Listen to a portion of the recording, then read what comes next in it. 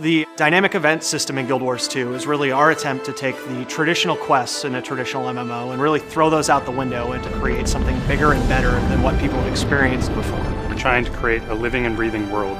So what that means is when you enter an area, there won't be static NPCs just waiting around for you to go up and talk to them. When you enter that area, there's going to be things happening. There's going to be centaurs attacking, other NPCs defending and having battle lines move back and forth. You'll see buildings on fire. You'll see catapults launching over the walls. Part of the problem with traditional MMO quests is nothing you did actually makes a difference in the world. You might walk up to a guy and he'll say, hey, my daughter got kidnapped by ogres and I need you to go rescue her. Well, in Guild Wars 2, what would actually happen is the ogres would come into the town in the form of a dynamic event. You would see them charge into the town, break down the walls, kidnap the daughter, and run off with her. And players could band together to try to stop the ogres from kidnapping her. And if they don't do that, the ogres take the daughter back to their cave and they put her there, and a new dynamic event kicks off in the world where you need to rescue her from the ogres. So it has meaning, it has consequence in the world. In Guild Wars 2, we don't penalize you for playing in groups. So in a traditional MMO quest, you're out in the world and you see another player running up, you go, no, they're gonna ruin my experience, they're gonna steal my kills. You'll get just as much experience as the other people fighting there with you,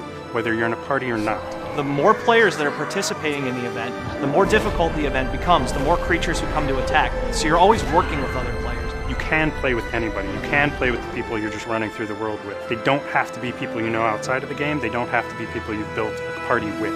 Guild Wars 2 has the most replayability of any MMO ever made, period. Doesn't even come close. You might go through a map and experience completely different content than the last time you yourself went through that map. You literally never know what you're going to find every time you log in to play Guild Wars 2.